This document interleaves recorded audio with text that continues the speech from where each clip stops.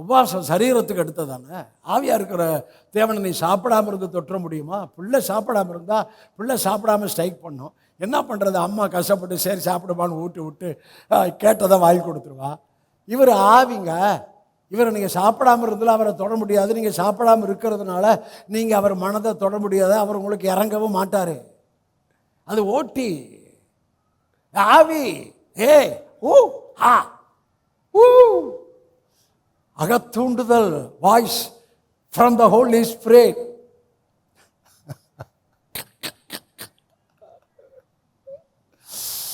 கர்த்தர் உங்களுக்குள்ளே இந்த செய்தி பெரிய பலனை உண்டு பண்ணுவது. என்னென்ன காரியத்தில் ஆண்டவர் உதவியை நாடுங்க. ஒப்பு கொடுங்கன்னு சொல்ல மாட்டேன். இந்த காரியத்தில் இன்னும் சிலது புரியவே இல்லை. இவ்வளவு பேசியும் புரியலன்னா இல்லை, நான் விட மாட்டேன். ஆவியானவர் விட மாட்டார். சத்தியத்தை அறிவீர்கள், சத்தியம் உங்களை விடுதலை ஆக்கும். இவ்வளவு பேசியும் புரியலன்னா பிசாசு உன்னை கட்டி வைத்திருக்கின்றான். ரிலிஜன், மத போதகம் உன்னை கட்டி வைத்திருக்கிறது.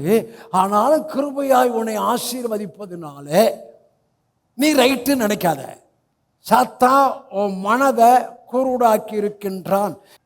சுவிசேஷம் அவர்களுக்கு பிரகாசமாய் இராதபடி இப்பிரபஞ்சத்தின் தேவனானவன் மனதை, இவ்வளவு பேசியும் உனக்கு புரியல இல்லை அப்படின்னு அர்த்தம், உன் மனதை பிசாசு குருடாக்கி இருக்கிறான். நம்ம பேசுறது ஆவி ஆத்மா, கான்சியஸ் சப்கான்சியஸ். ஹூ ஹா சி ஹா who. Hey, inner voice, that from the Holy Spirit voice.